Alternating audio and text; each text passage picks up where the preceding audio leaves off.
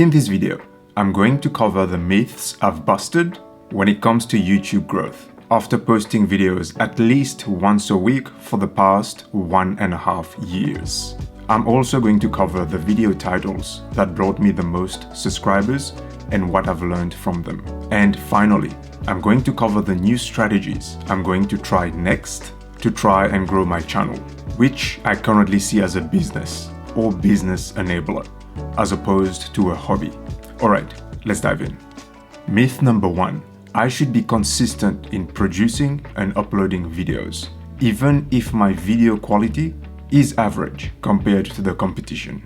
This is one myth that was just busted for me. 1. High quality video could get you a huge number of views and subscribers and watch hours compared to 100 mediocre videos. However, where I think this advice of consistency holds true is when you're just starting out.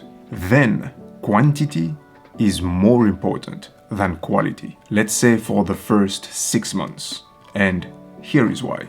There are way too many skills involved in getting YouTube right. And when starting out, you need practice and repetition to get better at all the skills that are required to produce YouTube videos by yourself. I'm talking about researching, scripting, figuring out sound quality, lighting, filming, camera confidence, and editing.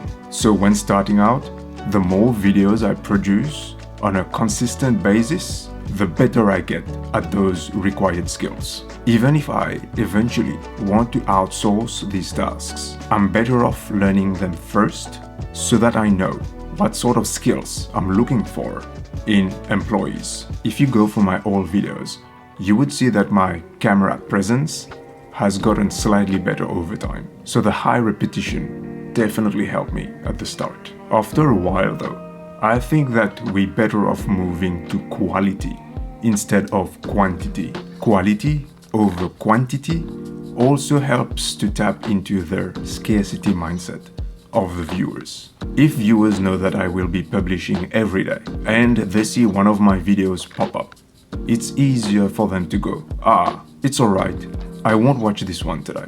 I'm sure he'll post another one tomorrow. Here is Mr. Beast busting this exact myth.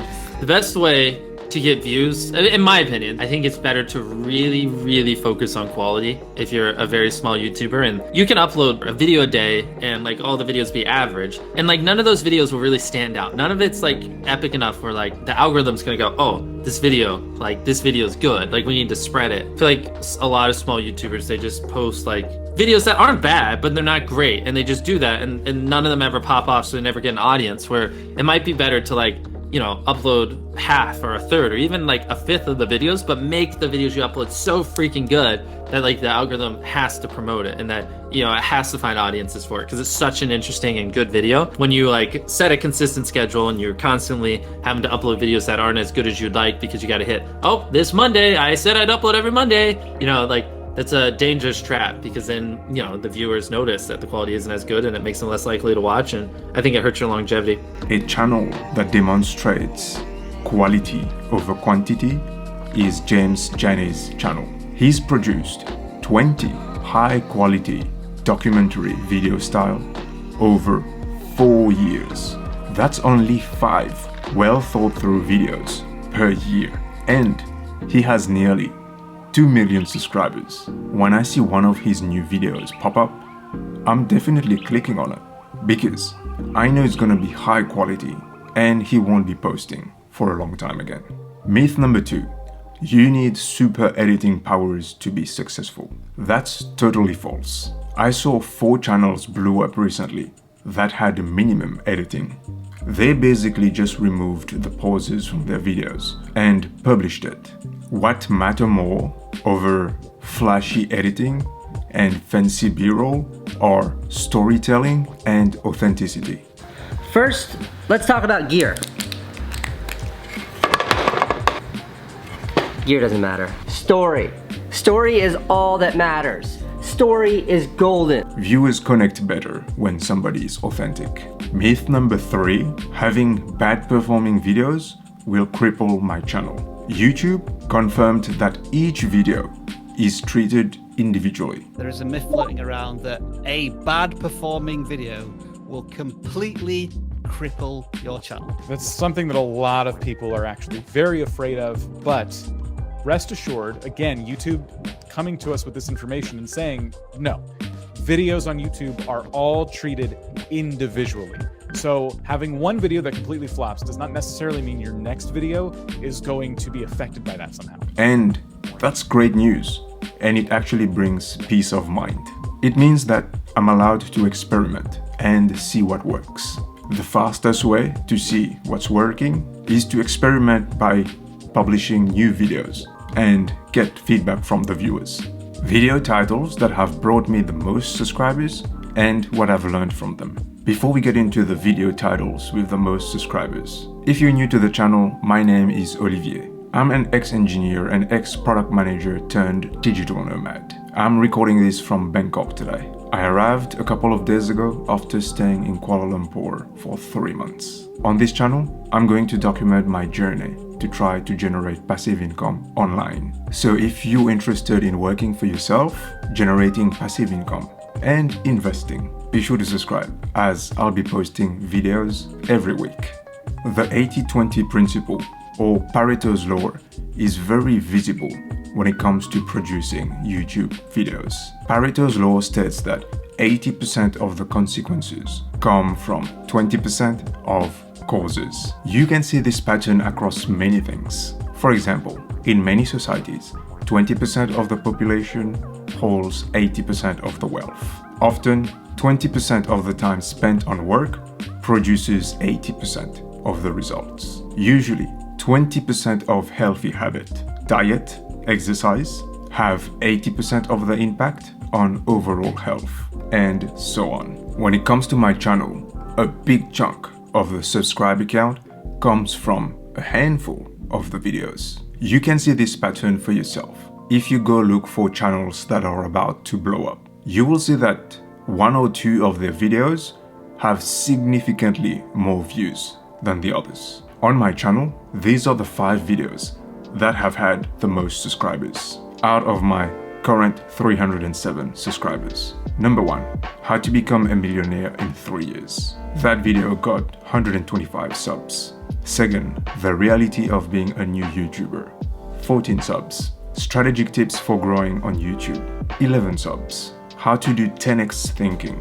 10 subs. How I'm making money while waiting to reach 1000 subscribers. Got 7 subs. And some of the other videos have brought in 7 or less subs, with a big chunk of the 85 uploaded videos bringing in 1 or 0 subscribers. And that in a sense is good news. It means that I need to create the one great video that would attract the most subs and views for my channel, which again validates the myth of quality over quantity. I think that once you're comfortable with producing YouTube videos, you should aim for quality over quantity. And to find what quality video to produce, the topic, the title, the story are important. So that means that a lot of time should be spent in researching the video before filming and editing and anything else. That's probably the Pareto rule for producing good YouTube videos. The 20% effort that would guarantee 80% of the video's success is probably the title and topic research of what video to create. And another point on the subscribers and views topic is you don't know which video will bring in the most. So what you can do is just keep uploading. Try to improve each time, but keep uploading until you find some sort of success. Strategies I'm going to try next on my channel. I'm going to be trying new video styles on my channel. I see YouTube as a business, as a source of passive income over time. So if I want to run it as a business, I need to be able to outsource as much of it as possible. The general advice for running a business goes, when you have a business, you should be working on the business and not in the business. This principle is well illustrated in the book The E-Myth Revisited by Michael E. Gerber. So to try to extract myself out of the video creation process. I'm going to try more essay video styles with lots of B-roll and less on-camera time. In fact, I've already started. I've created 2 videos so far. The dark secret of the fashion industry, which talks about how the fashion industry is tricking you to get your money, and the dark secret of our education system, which talks about the fact that we might all have been brainwashed at school, all of us around the world. Feel free to check them out and let me know what you think. Your feedback is always welcome. Please leave them in the comment section of the video. I actually need your feedback to know what video to create next, so I can produce valuable content for you. These 2 videos currently have the lowest number of views compared to all my other videos, but they have some of the best watch time with 3 minutes plus, which isn't too bad for the videos on my channel. Producing them was a totally new experience. I scripted them both, but did not have to be on camera for any of them. For the dark secret of the fashion industry, I even used AI as voiceover, and the B-roll was from third-party libraries. So if I had to outsource videos like this one, all I would have to do is the scripting part of it, which I could ultimately also outsource by teaching someone else how to script in my style. The research, scripting, and composing the story parts are the bits that I like when it comes to video production. So doing just those going forward would make me even happier in running this YouTube channel. One thing that I've found to be true so far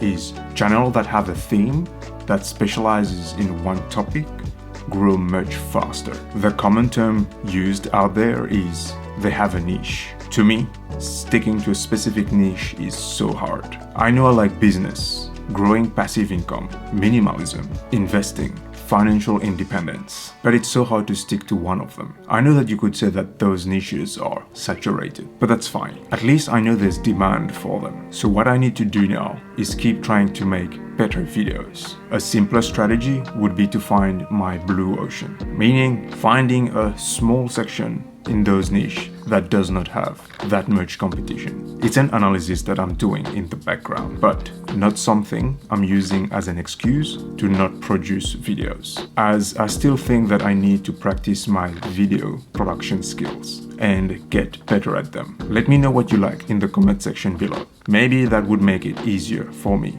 to align on a niche. If you're starting a YouTube channel and want to quickly learn how to edit videos, I highly recommend Video Editing in Final Cut Pro X from Beginner to YouTuber by Ali Abdal on Skillshare. That's the one video that got me started with editing. Find my link to Skillshare in the video description below for your first month free. If you like this video, you're going to love this one up here, which is about why I've decided to join the creator economy. Thank you for watching, and until next time, my friend, take care.